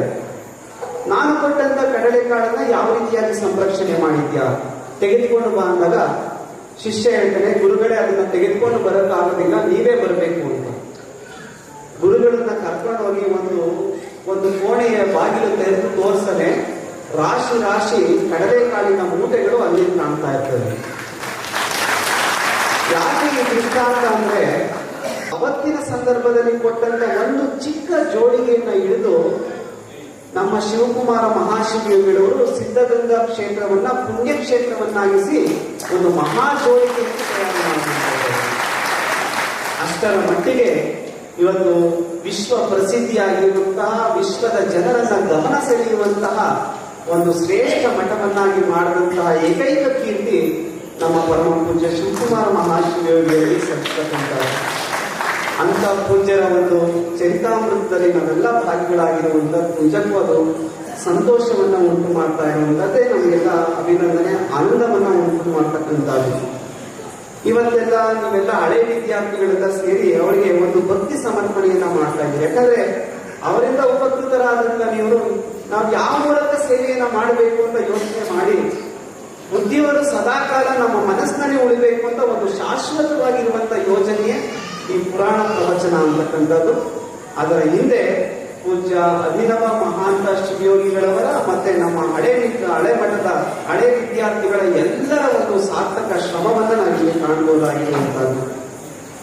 ಈ ಸಂದರ್ಭದಲ್ಲಿ ಮತ್ತೊಬ್ಬರನ್ನ ನಾವು ಸ್ಮರಣೆಯನ್ನ ಮಾಡಿಕೊಳ್ಳೇಬೇಕಾಗಿರುವಂತಹದ್ದು. ಇಷ್ಟು ಅದ್ಭುತವಾಗಿ ಪುರಾಣ ಪ್ರವಚನ ಬಂದಿದೆ ಅಂತಂದ್ರೆ ಅದ್ರ ಹಿಂದೆ ಒಂದು ಕಾಣದ ಕೈ ಕೆಲಸ ಮಾಡಿದೆ. ಆ ಕಾಣದ ಕೈ ಯಾರು ಅಂತಂದ್ರೆ ನಮ್ಮ ವೇದಮೂರ್ತಿ ಶರಭಯ್ಯ ಶಾಸ್ತ್ರಿಗಳು ಅಂತಕ್ಕಂಥದ್ದು. ಅವರನ್ನು ಮಾಡಿಕೊಡ್ಬೇಕಾಗಿರುವಂತಹದ್ದು. ಯಾಕಂದ್ರೆ ಇವತ್ತು ಅವರು ವಾರ್ಧಕ ಷಟ್ಪದಿಯಲ್ಲಿ ನಮ್ಮ ಪರಮ ಪೂಜ್ಯರ ಕುರಿತಾಗಿರ್ತಕ್ಕಂಥ 1111 ಪದ್ಯಗಳನ್ನ ರಚನೆಯನ್ನ ಮಾಡಿದ್ದಾರೆ. ಅಂದ್ರೆ 1111 ಒಂದೊಂದು ಶಿವ ಬದುಕನ್ನ ಎತ್ತಿ ತೆಗೆದು ಆ ಪದ್ಯಗಳ ರೂಪದಲ್ಲಿ ನಮಗೆ ಒಳಪಡಿಸುವಂತ ಕೆಲಸವನ್ನ ಶರಭಯ್ಯ ಶಾಸ್ತ್ರಿಗಳು ಮಾಡಿದ್ದಾರೆ. ನೋಡಿ, ಅದರಲ್ಲಿ ವಿಶೇಷತೆ ಅಂದ್ರೆ 111 ಈ 11 ಎಲ್ಲ ಸೇರಿಸಿ ನಮ್ಮೆಲ್ಲ ಒಂದು ಮಾಡುವಂತ ಕೆಲಸವನ್ನು ಮಾಡಿದ್ದಾರೆ. ಇದು ನಾವು ಈ ಪುರಾಣ ಪ್ರವಚನದ ಒಂದು ವಿಶೇಷತೆ ಅಂತ ನಾವು ಭಾವಿಸಬೇಕಾಗಿರುವಂತಹದ್ದು. ಆ ಶರಭಯ್ಯ ಶಾಸ್ತ್ರಿಗಳ ಒಂದು ಪ್ರತಿಭೆ ಮತ್ತೆ ಶ್ರಮ ನಿಜಕ್ಕೂ ಅಗಾಧವಾಗಿರುವಂತಹದ್ದು. ಅವರು ಈ ರಚನೆಯ ಕಾರ್ಯದಲ್ಲಿ ಹಗಲಿರುಳು ಶ್ರಮಿಸಿರ್ತಕ್ಕಂಥವ್ರು. ನಿಜಕ್ಕೂ ಅದು ಸ್ಮರಣೀಯವಾಗಿರುವಂತಹದ್ದು. ಅದ್ರ ಜೊತೆಗೆ ನಮ್ಮ ಶ್ರೀಮಠದ ಎಲ್ಲ ಹಳೆ ವಿದ್ಯಾರ್ಥಿಗಳು, ಪಂಪನಗೌಡ ಅತಿಯಾಗಿ ಎಷ್ಟೋ ಜನ ವೇದಿಕೆ ಮುಂದೆ ಆಸೀನರಾಗಿದ್ದಾರೆ. ಅವರೆಲ್ಲರೂ ಸೇರಿ ಇವತ್ತು ಇದಕ್ಕೆ ಒಂದು ಕಾಯಕಲ್ಪವನ್ನ ಕೊಟ್ಟಿರುವಂತಹದ್ದು. ಆ ಕಾಯಕಲ್ಪ ನಿಜಕ್ಕೂ ಸಾರ್ಥಕ ಆಗಿದೆ ಅಂತ ನಾವೆಲ್ಲ ಭಾವಿಸ್ಕೊಳ್ಬೇಕಾಗಿರುವಂತಹದ್ದು. ನಮ್ಮ ಶ್ರೀಮಠದ ಹಳೆ ವಿದ್ಯಾರ್ಥಿಗಳ ಜೊತೆಗೆ ನಮ್ಮ ಸಿದ್ಧಗಂಗಾ ಮಠದ ಹಿತೈಷಿಗಳು ಸಹ ಇದಕ್ಕೆ ಸೇರುವಂತದ್ದೇ ಒಂದು ವಿಶೇಷತೆ ಅಂತಕ್ಕಂಥದ್ದು. ಎಷ್ಟೋ ಜನ ನಮ್ಮ ಮಠದಲ್ಲಿ ಅಧ್ಯಯನ ಮಾಡಿದ್ರು ಸಹ ಅವರು ಶಿವಕುಮಾರ ಮಹಾಶ್ರೀಯವರನ್ನ ದೂರದಲ್ಲಿ ನಿಂತು ಅವರ ಆಶೀರ್ವಚನವನ್ನ ಕೇಳಿ ಯಾವುದೋ ಒಂದು ಸಂದರ್ಭದಲ್ಲಿ ಮಠಕ್ಕೆ ಬಂದಾಗ ಆ ಪ್ರಸಾದವನ್ನ ಸ್ವೀಕರಿಸಿ ಕೃತಾರ್ಥರಾದಂತಹ ಧನ್ಯತೆಯನ್ನ ಈ ಮೂಲಕ ಅವರು ತೀರಿಸುವಂತ ಕೆಲಸವನ್ನ ಮಾಡ್ತಾ ಇದ್ದಾರೆ. ನಿಜಕ್ಕೂ ಅವರನ್ನು ಸಹ ಈ ಸಂದರ್ಭದಲ್ಲಿ ನಾವು ಅಭಿನಂದನೆಯನ್ನ ಸಲ್ಲಿಸಬೇಕಾಗಿರುವಂತಹದ್ದು. ಒಂದು ವಿಶೇಷ ಅಂತಂದ್ರೆ ಈ ಪುರಾಣ ಪ್ರವಚನ ಇದೆಯಲ್ಲ, ಈ ಪ್ರಥಮ ಪ್ರವಚನ ರೂಪಕ್ಕೆ ವೇದಿಕೆ ಆದಂತಹ ಕಾರ್ಯಕ್ರಮಕ್ಕೆ ಕಾರಣವಾಗಿರುವಂತಹದ್ದು ಅಂದ್ರೆ ಈ ಶ್ರೀಮಠ ಅಂತಕ್ಕಂಥದ್ದು. ಈ ಶ್ರೀಮಠ 2 ಇತಿಹಾಸವನ್ನ ದಾಖಲೆ ಮಾಡಬೇಕಾಗಿರುವುದು. ಏನು 2 ಇತಿಹಾಸದ ದಾಖಲೆ ಅಂತಂದ್ರೆ, ನಿಮ್ಗೆಲ್ಲ ಗೊತ್ತಿದೆ, ಇಲ್ಲಿ ಸುಮಾರು 3 ತಿಂಗಳಿಗೂ ಹೆಚ್ಚು ಕಾಲ ಬಸವ ಪುರಾಣ ಈ ಪುಣ್ಯ ಭೂಮಿಯಲ್ಲಿ ನಡೆದಿರುವಂತಹದ್ದು. ಈ ವಾತಾವರಣ ಬಂದಾಗ ನಾನು ಪೂಜಾರಿಗೆ ಒಂದು ಮಾತನ್ನ ಕೇಳಿದೆ. ನಮ್ಮ ಶಿವಕುಮಾರ ಮಹಾಶ್ರೀಗಳವರು ಇಲ್ಲಿ ಬಂದಿದ್ರು, ಅದು ನಿಜ, ಅದು ಸತ್ಯ ಗೊತ್ತಿರುವಂತಹದ್ದು. ಪೂಜಾರಿ ಏನಾದ್ರು ಬಸವೇಶ್ವರ ನಾಟಕನೂ ಆಡಿಸಿದ್ರ ಅದ್ರ ಜೊತೆಗೆ ಅಂದಾಗ ಅಂತ ಹೇಳಿದ್ರು. ನಾನು ಬಹುಶಃ ಚಿಕ್ಕ ಹುಡುಗ ಇರ್ಬೋದು ಅಂತ ನಾನು ಭಾವಿಸ್ಕೊಂಡಿದ್ದೇನೆ. ಯಾಕಂದ್ರೆ ಈ ಭಾಗದ ಪರಿಚಯ ಇಲ್ಲೇ ಇರೋದ್ರಿಂದ ನಮ್ಗೆ ಏನು ಅಂತಂದ್ರೆ, ರಾತ್ರಿ 7-7:30 ಏನ್ ಮಾಡೋರು ಅಂತಂದ್ರೆ, ನಾಟಕ ನಡೆಯುವಂತ ಸಂದರ್ಭದಲ್ಲಿ ಕರ್ಕೊಂಡ್ಬರೋರು, ಬೆಳಗ್ಗೆ ಸೂರ್ಯ ಹುಟ್ಟೋದಕ್ಕಿಂತ ಮುಂಚೆ ಏನ್ ಮಾಡೋರು, ಕರ್ಕೊಂಡು ಹೋಗೋರು. ಹಾಗಾಗಿ ಎಷ್ಟೋ ಹಳ್ಳಿಗಳ ಪರಿಚಯ ನನಗೆ ಇರಲಿಲ್ಲ. ಇಲ್ಲಿಗೆ ಬಂದ ತಕ್ಷಣ ಏನಾಯ್ತು ಅಂದ್ರೆ, ಈ ವಾತಾವರಣವನ್ನ ನೋಡಿದಾಗ ನಾನು ಪೂಜಾರನ್ನ ಕೇಳಿದೆ, ಈ ಗದ್ದಿಗೆ ಎಲ್ಲ ನಿರ್ಮಾಣ ಮಾಡಿ ಎಷ್ಟು ವರ್ಷಗಳಾಯಿತು ಅಂತ. ಪೂಜಾರಿ ಏನ್ ಕೇಳ್ತಾವ್ರೆ ಅಂತ ಅವ್ರಿಗೆ ಅರ್ಥ ಆಗಿಲ್ಲ ಅಂತ ಅನ್ಸುತ್ತೆ. ಯಾಕಂದ್ರೆ ಇದೆಲ್ಲ ಬಂದಿದ್ದೀನಿ, ಇದೆಲ್ಲ ಓಡಾಡಿದ್ದೀನಿ ಅಂತ ಭಾವನೆ ನಮಗೆ ಬಂದ ತಕ್ಷಣನೇ ಆಯ್ತು. ವೇದಿಕೆ ಮೇಲೆ ಕೂತಾಗ ಪೂಜಾರನ್ನ ಕೇಳಿದಾಗ ಅವರು ಇಲ್ಲೊಂದು ನಾಟಕ ಪ್ರದರ್ಶನ ಆಡಿದುಂಟು, ಶಿವಕುಮಾರ ಮಹಾಶ್ರೀಗಳವರು ಇಲ್ಲಿ ಭಾಗವಹಿಸಿದ್ರು ಅಂತಕ್ಕಂಥ ಒಂದು ಅಭಿಮಾನದ ಮಾತುಗಳನ್ನು ಸಹ ಹೇಳುವಂಥದ್ದು. ಅಂದ್ರೆ ಸುಮಾರು 3 ತಿಂಗಳಿಗೆ ಹೆಚ್ಚು ಕಾಲ ಇಲ್ಲಿ ಒಂದು ಬಸವ ಪುರಾಣ ನಡೆದಿರುವಂತದ್ದು ಒಂದು ವಿಶೇಷ. ಇದು ಒಂದು ಇತಿಹಾಸದಲ್ಲಿ ದಾಖಲಾಗುವಂಥದ್ದು. 2ನೇ ದಾಖಲು ಏನು ಅಂತಂದ್ರೆ, ನಮ್ಮ ಪರಮ ಪೂಜ್ಯ ಶಿವಕುಮಾರ ಮಹಾಶ್ರೀಗಳು ಸದಾಕಾಲ ಒಂದು ಮಾತನ್ನು ಹೇಳ್ತಾ ಇದ್ರು. ಏನು ಅಂತಂದ್ರೆ, ನನ್ನ ಜೀವನದಲ್ಲಿ ನಾನು ಯಾವಾಗ ಬಸವಾದಿ ಶಿವಶರಣರ ತತ್ವಗಳನ್ನ ಅಧ್ಯಯನ ಮಾಡುವುದಕ್ಕೆ ಪ್ರಾರಂಭ ಮಾಡಿದೋ, ಅಲ್ಲಿಂದ ಈಚೆಗೆ ನನ್ನ ದೃಷ್ಟಿಕೋನ, ಸಮಾಜವನ್ನ ನೋಡುವಂತ ದೃಷ್ಟಿಕೋನವೇ ಬದಲಾಯಿತು ಅಂತಕ್ಕಂಥ ಮಾತನ್ನ ಹೇಳ್ತಾ ಇದ್ದಾರೆ. ಅಂದ್ರೆ ಒಬ್ಬ ಶಿವಯೋಗಿಗಳನ್ನ ಪ್ರಭಾವಿಸಿದ್ದು ಯಾರು ಅಂತಂದ್ರೆ, ಅದು ಬಸವಾದಿ ಶಿವಶರಣರ ಒಂದು ತತ್ವಗಳು ಅಂತಕ್ಕಂಥದ್ದು. ಈ ಪುಣ್ಯ ಕಾರ್ಯಕ್ರಮದಲ್ಲಿ 2 ದಾಖಲೆ ಅಂತಂದ್ರೆ, ಯಾರು ಯಾರನ್ನ ಪ್ರಭಾವಿಸಿದ್ರೋ ಅವರಿಬ್ಬರ ಪುರಾಣ ಪ್ರವಚನಗಳು ಈ ಒಂದೇ ವೇದಿಕೆಯಲ್ಲಿ ನಡೀತಾ ಇದೆ. ಅದು ಪ್ರಥಮವಾಗಿ ಒಂದು ಇತಿಹಾಸದಲ್ಲಿ ದಾಖಲಾಗುವಂತದ್ದು. ಶಿವಕುಮಾರ ಮಹಾಶ್ರೀಗಳವರ ಪುರಾಣ ಪ್ರವಚನ ಎಲ್ಲಿ ಪ್ರಾರಂಭ ಆಯಿತು ಅಂದ್ರೆ, ಅದು ಸಾಕ್ಷಿಯಾಗಿರುವಂತದ್ದು. ಹಾಗಾಗಿ ಅಂತ ಒಂದು ಇತಿಹಾಸ ದಾಖಲು ಮಾಡುವಂತಹ ಒಂದು ಸನ್ನಿವೇಶದಲ್ಲಿ ನಾವೆಲ್ಲ ಭಾಗಿಗಳಾಗಿದ್ದೇವೆ. ಇದ್ರ ಜೊತೆಗೆ ಇನ್ನೊಂದು ದಾಖಲೆಯನ್ನು ಸೇರಿಸಿಕೊಳ್ಳಿ. ಈ ಪುರಾಣ ಪ್ರವಚನವನ್ನ ಯಾರು ಪ್ರಪ್ರಥಮವಾಗಿ ವಾಚನ ಮಾಡಿದ್ದು ಅಂತ ಹೊಸ ದಾಖಲೆ ಅದು ಮಾಡಿದ್ದು ಯಾರು ಅಂತಂದ್ರೆ, ನಮ್ಮ ಮಹಾಂತ ಶ್ರೀಯೋಗಿಗಳು. ಇಬ್ಬರು ಮಹಾಂತ ಶ್ರೀಯೋಗಿಗಳು ಸೇರಿ ಮತ್ತೊಬ್ಬ ಮಹಾಂತ ಶ್ರೀಯೋಗಿಗಳನ್ನ ಜಗತ್ತಿಗೆ ಶಾಶ್ವತವಾಗಿ ಉಳಿಸುವಂತ ಕೆಲಸವನ್ನ ಮಾಡ್ತಾ ಇದ್ದಾರೆ. ಅದಕ್ಕೆ ಎಲ್ಲರೂ ಎಗರಣಿಯಾಗಿ ನಿಲ್ತಾ ಇರುವಂತವ್ರು ಯಾರು ಅಂತಂದ್ರೆ ಆ ಇಬ್ಬರು ವಾದ್ಯದವರು ಮತ್ತೆ ಗಾಯಕರನ್ನು ನಾವು ಸ್ಮರಣೆಯನ್ನ ಮಾಡ್ಕೊಳ್ಬೇಕಾಗಿರುವಂತದ್ದು ಶಂಕರಯ್ಯ ಸ್ವಾಮಿಯವರು, ಬಸವರಾಜ ಮುನಿಗನವರು. ಇವರಿಬ್ರು ಸಹ ನಮ್ಮನ್ನ ಯಾವುದೋ ಒಂದು ಲೋಕಕ್ಕೆ ತೆಗೆದುಕೊಂಡು ಹೋಗುವಂತ ಕೆಲಸವನ್ನ ಮಾಡ್ತಾರೆ. ಪುರಾಣ ಪ್ರವಚನವನ್ನ ನಿರೂಪಣೆ ಮಾಡೋದು ಎಷ್ಟು ಮುಖ್ಯನೋ ಅದಕ್ಕೆ ವಾದ್ಯ, ಸಂಗೀತ ಮತ್ತೆ ಹಿನ್ನೆಲೆಯನ್ನ ಕೊಡ್ತಕ್ಕಂಥದ್ದು ಅಷ್ಟೇ ಮುಖ್ಯ ಆಗಿರುವಂತದ್ದು. ಆ ಹಿನ್ನೆಲೆಯಲ್ಲಿ ಅವರಿಬ್ಬರು ಸಹ ಇದಕ್ಕೆ ಎಗರಣಿಯಾಗಿ ನಿಂತು ಇದೊಂದು ಅಭೂತಪೂರ್ವವಾಗಿರ್ತಕ್ಕಂಥ ಪ್ರವಚನವಾಗಿ ಹೊರಹೊಮ್ಮುವುದಕ್ಕೆ ಸಾಕ್ಷೀಭೂತರಾಗಿರುವಂಥದ್ದು. ಅದರ ಜೊತೆಗೆ ಈ ಭಾಗದ ಅನೇಕ ಮಠದ ಪೂಜ್ಯರು ಸಹ ಭಾಗವಹಿಸಿರುವಂತದ್ದು ನಿಜಕ್ಕೂ ಸಂತೋಷವನ್ನ ಉಂಟು ಮಾಡ್ತಾ ಇದೆ. ಇವತ್ತು ವಿಶೇಷವಾಗಿ ಯಾರಿಗೆ ನಾವು ಧನ್ಯತೆಯನ್ನು ಹೇಳಬೇಕು ಅಂತಂದ್ರೆ ಈ ಕಾರ್ಯಕ್ರಮದಲ್ಲಿ ಹೇಳ್ತಾರೆ ಅಂದ್ರೆ ಲಾಸ್ಟ್ ಬಟ್ ನಾಟ್ ಲೀಸ್ಟ್ ಅಂತಕ್ಕಂಥ ಮಾತನ್ನು. ಅಂದ್ರೆ ನಾವು ಕೊನೆಯದಾಗಿ ಯಾರು ಹೇಳ್ತೀವೋ ಅವ್ರಿಗೆ ಹೆಚ್ಚು ಪ್ರಾಮುಖ್ಯತೆ ಇದೆ. ಕೊನೆಯದಾಗಿ ನಾವು ಯಾರನ್ನ ಸ್ಮರಣೆ ಮಾಡ್ಕೊಳ್ಬೇಕು ಅಂದ್ರೆ ಈ ಭಾಗದ ಸದ್ಭಕ್ತರನ್ನ, ಶರಣ ಬಂಧುಗಳನ್ನ ನಾವು ಸ್ಮರಣೆ ಮಾಡ್ಕೊಳ್ಬೇಕಾಗುತ್ತೆ. ನಾವು ಪೂಜ್ಯರಿಗೆ ಹೇಳ್ತಾ ಇದ್ದೀವಿ, ಪೂಜ್ಯರೇ ನೀವೇನೇ ಶಿವ ಸಂಕಲ್ಪ ಮಾಡುದು ಅದಕ್ಕೆ ಕಾಯಕಲ್ಪ ಕೊಡೋರು ಯಾರು ಅಂದ್ರೆ ನಿಮ್ಮ ಭಕ್ತರು ಅಂತಕ್ಕಂಥದ್ದು. ಇವತ್ತು ಭಕ್ತರ ಸಹಾಯ ನೆರವು ಇರಲಿಲ್ಲ ಅಂತಂದ್ರೆ ಪೂಜ್ಯರು ಇಂಥ ದೊಡ್ಡ ಮನಸ್ಸು ಮಾಡಕ್ಕೆ ನಿಜಕ್ಕೂ ಸಾಧ್ಯ ಆಗ್ತಾ ಇರಲಿಲ್ಲ ಅಂತಕ್ಕಂಥದ್ದು. ಈ ಭಕ್ತ ಜಂಗಮ ಇವರ ಸಂಬಂಧ ಎತ್ತದ್ದು ಹೋದ್ರೆ ಅದು ಸಮುದ್ರದ ಮೀನಿನ ಸಂಬಂಧದಷ್ಟೇ ಪುಣ್ಯವಾಗಿರುವಂತದ್ದು. ಹೇಗೆ ಅಂತ ನೀವು ಹೇಳ್ಬೇಕು, ಇದು ಸಾಧ್ಯ. ಸಮುದ್ರವನ್ನ ಶುಚಿಗೊಳಿಸುವಂತ ಕೆಲಸ ಯಾರು ಮಾಡುತ್ತೆ ಅಂದ್ರೆ ಮೀನು ಮಾಡುವಂತದ್ದು. ಮೀನು ಸದಾಕಾಲ ಶುಚಿಯನ್ನು ಗೊಳಿಸುವಂತ ಕೆಲಸ. ಮೀನಿಗೆ ಆಶ್ರಯ ಯಾವುದು ಕೊಡುತ್ತೆ ಅಂದ್ರೆ ಸಮುದ್ರವೇ ಆಶ್ರಯ ಕೊಡುವಂತದ್ದು. ಇವತ್ತು ನಿಮ್ಗೆಲ್ಲ ಆಶ್ರಯ ಯಾರು ಕೊಡ್ತಾರೆ ಅಂತಂದ್ರೆ ಪೂಜ್ಯರು ಕೊಡ್ತಾರೆ. ಪೂಜ್ಯರು ನಿಮ್ಮ ಬದುಕನ್ನು ಸದಾಕಾಲ ಶುಚಿಗೊಳಿಸುವಂತ ಕೆಲಸವನ್ನ ಮಾಡ್ತಾರೆ. ಇದು ಭಕ್ತ ಮತ್ತೆ ಈ ಸಮಾಜದ ಸಕೀಲ ಸಂಬಂಧ ಅಂತ ನಾವೆಲ್ಲ ಭಾವಿಸಬೇಕಾಗಿರುವಂತದ್ದು. ಅಂತಹ ಒಂದು ನಿಜ ಭಕ್ತರನ್ನ ಪಡ್ಕೊಂಡಿರುವಂತ ಈ ಪೂಜ್ಯರೇ ನಿಜವಾಗಿಯೂ ಧನ್ಯಮಾನಿರುವಂತ ನಾನು ಭಾವಿಸುತ್ತೇನೆ. ನಿಜಕ್ಕೂ ಇದು 13ನೇ ದಿವಸ ಬಹಳ ಅರ್ಥಪೂರ್ಣವಾಗಿರುವಂತಹ ಪ್ರವಚನ ಕಾರ್ಯಕ್ರಮದಲ್ಲಿ ನಾನು ಭಾಗವಹಿಸಿರುವಂತದ್ದು ನಿಜಕ್ಕೂ ಅದು ಸಂತೋಷವನ್ನ ಉಂಟು ಮಾಡ್ತಾ ಇದೆ. ಪೂಜ್ಯರ ಒಂದು ಅರಕೆಯನ್ನ ಮಾಡಿಕೊಂಡು ಬಂದಿದ್ದಾರೆ. ಪೂಜ್ಯರೇ, ನಾವು ಈಗಾಗಲೇ ನಮ್ಮ ಭಕ್ತರ ಒಂದು ವೃತ್ತ ಕೇಳ್ಬಿಟ್ಟಿದ್ದೀವಿ. ನಾಳೆನೂ ಸಹ ಪೂಜ್ಯರು ಈ ಕಾರ್ಯಕ್ರಮದಲ್ಲಿ ಭಾಗವಹಿಸ್ತಾರೆ ಅಂತಕ್ಕಂಥದ್ದು. ನಾನು ಇವತ್ತೊಂದು ದಿವಸ ಭಾಗವಹಿಸಿ ನಾನು ಹೇಳ್ತಾ ಇರ್ತೀನಲ್ಲ, ಹಾಲುಂಡ ಮೇಲೆ ಮೇಲುಂಡಬಾರದು ಅಂತಕ್ಕಂಥದ್ದು. ನಾನು ಮತ್ತೆ ಯಾಕೆ ನಿಮಗೆ ಹೇಳ್ಬೇಕು ಅಂತಕ್ಕಂಥದ್ದು.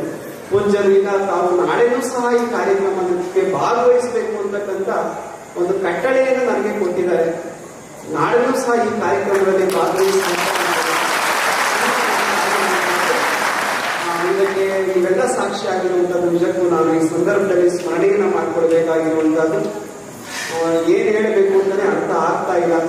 ಯಾಕಂದ್ರೆ ನಿಜಕ್ಕೂ ಅದು ಹೃದಯ ತುಂಬಿ ಬರುವಂತ ಕೆಲವು ಸಂದರ್ಭ ಅಂತ ನಾನು ಭಾವಿಸ್ಕೊಂಡಿದ್ದೇನೆ.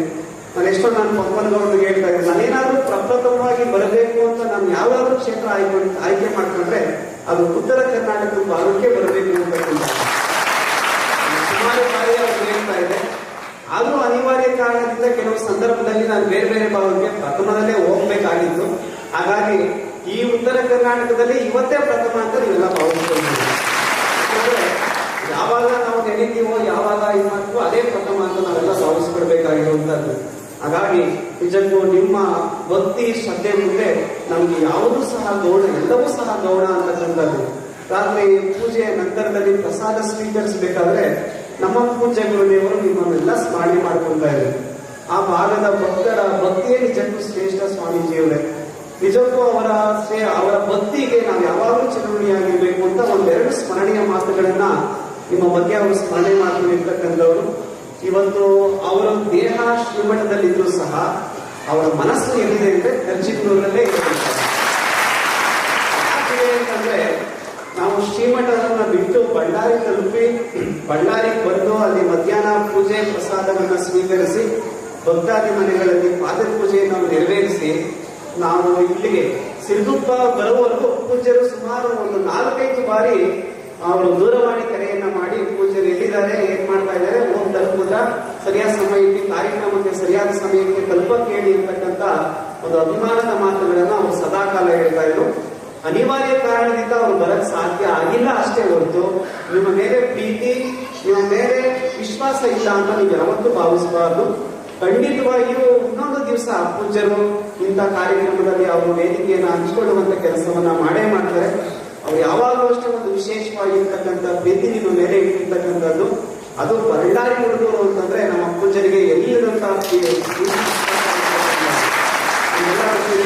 ಕೆಲವೇ ದಿವಸಗಳಲ್ಲಿ ಪೂಜ್ಯರು ಈಗಾಗಲೇ ಇಲ್ಲಿಗೆ ದಯಮಾಡಿಸಿರ್ತಕ್ಕಂಥವ್ರು ಶಾಲೆಗಳವ್ರು ಬಂದಿದ್ರು ಅಂತ ನಾನು ಭಾವಿಸ್ಕೊಂಡಿದ್ದೀನಿ. ಆ ಶಾಲೆಗಳವ್ರಿಗೆ 2-3 ವರ್ಷಗಳ ಹಿಂದೆ ಬಂದಂತವ್ರೆ. ಪೂಜ್ಯರು ಸುಮಾರು ಇಲ್ಲೇ ಅವರು ಪೂಜೆ ಪ್ರಸಾದವನ್ನೆಲ್ಲ ಸ್ವೀಕರಿಸಿ ನಿಮ್ಗೆಲ್ಲ ದರ್ಶನ ಆಶೀರ್ವಾದದ ನುಡಿಗಳನ್ನ ನೆರವೇರಿಸಿ ಹೋಗಿರುವಂತವ್ರು. ಹಾಗಾಗಿ ಈ ಭಾಗಕ್ಕೆ ಬರ್ತಾ ಇದ್ದಾರೆ. ಇದೇ ಪಡೆಯಲ್ಲ ಅಂತಕ್ಕಂಥದ್ದು ನೀವೆಲ್ಲ ಭಾವನೆ ಇಟ್ಕೊಳ್ಬೇಕು. ನಿರಂತರವಾಗಿ ಅವರ ಆಶೀರ್ವಾದ ಸದಾಕಾಲ ಇರುತ್ತೆ ಅಂತಕ್ಕಂಥ ಭಾವನೆಯನ್ನು ಇಟ್ಕೊಂಡು ತುಂಬಾ ಸಮಯ ಆಗಿದೆ. ಹೆಚ್ಚು ಸಮಯಕ್ಕೂ ಸಹ ನಾವು ವ್ಯಯ ಮಾಡಿದ್ರೆ ನಿಮ್ಗೆಲ್ಲ ಒಂದು ಈಗ ನಾವೆಷ್ಟೇ ಹೇಳಿದ್ರು ಸಹ ನಿಮ್ಮ ಮನಸ್ಸಿನಲ್ಲಿ ಯಾವಾಗ ಕಾರ್ಯಕ್ರಮ ಮುಗಿದೆ ಅಂತಕ್ಕಂಥ ಒಂದು ತಳಮಳ ಇರ್ತಕ್ಕಂಥದ್ದು. ಒಂದ್ ಕಡೆ ವಿವೇಕಾನಂದರು ಹೇಳ್ತಾರೆ, ಹಸಿದವನಿಗೆ ಅನ್ನವನ್ನಿತ್ತು ವೇದಾಂತವನ್ನಲ್ಲ ಅಂತಕ್ಕಂಥ ಮಾತನ್ನ ನಮ್ಮ ಶಿವಕುಮಾರ ಮಹಾಶ್ರೀಗಳವರು ಸದಾಕಾಲ ಕೇಳ್ತಕ್ಕಂಥ ಒಂದು ಮಾತು, ಮಳೆ ಬೆಳೆ ಚೆನ್ನಾಗಿ ಆಯ್ತಾ ಅಂತಕ್ಕಂಥದ್ದು. ಅದು ಬಿಟ್ರೆ ಪ್ರಸಾದ ಆಯ್ತಾ ಅಂತಕ್ಕಂಥ ಮಾತನ್ನ ಕೇಳ್ತಾ ಇದ್ರು. ಈಗ ಪ್ರಸಾದಕ್ಕೆ ಸಾಕಷ್ಟು ಇದೆಲ್ಲ ಪ್ರಸಾದವನ್ನ ಸ್ವೀಕರಿಸಿ ಈ ಪುರಾಣ ಪ್ರವಚನ ನಿಜಕ್ಕೂ ಯಶಸ್ವಿ ಆಗಬೇಕು ಅಂತಂದ್ರೆ ಮಹಾತ್ಮರು ನಡೆದು ತೋರಿಸಿದಂತ ಒಂದು ಹಾದಿಯಲ್ಲಿ ನಾವು ಒಂದು ಅಂಶವನ್ನು ನಮ್ಮ ಬದುಕಿನಲ್ಲಿ ಅಳವಡಿಸ್ಕೊಳ್ಬೇಕಷ್ಟೇ. ಅದು ಅಳವಡಿಸ್ಕೊಂಡಾಗ ಮಾತ್ರ ಈ ಪುರಾಣ ಪ್ರವಚನಗಳು ನಿಜಕ್ಕೂ ಸಾರ್ಥಕ ಆಗುತ್ತೆ. ಅಂತ ಸಾರ್ಥಕತೆ ಪಡ್ಕೊಳ್ಳುತ್ತೆ ಅಂತಕ್ಕಂಥ ಆಶಯವನ್ನು ಈ ಸಂದರ್ಭದಲ್ಲಿ ವ್ಯಕ್ತಪಡಿಸಿ ನನ್ನೆರಡು ಮಾತುಗಳಿಗೆ ವಿರಾಮ ಕೊಟ್ಟು ವೇದಿಕೆ ಮೇಲೆ ಆಸೀನರಾಗಿರ್ತಕ್ಕಂಥ ಎಲ್ಲ ಪೂಜರಿಗೆ ಮತ್ತೆ ವೇದಿಕೆ ಮುಂದೆ ಇರ್ತಕ್ಕಂಥ ಎಲ್ಲ ಶರಣ ಬಂಧುಗಳ ಅಂತರಾತ್ಮಕ್ಕೆ ಶರಣಾರ್ಥಿಗಳನ್ನ ನನ್ನ ಮಾತುಗಳನ್ನು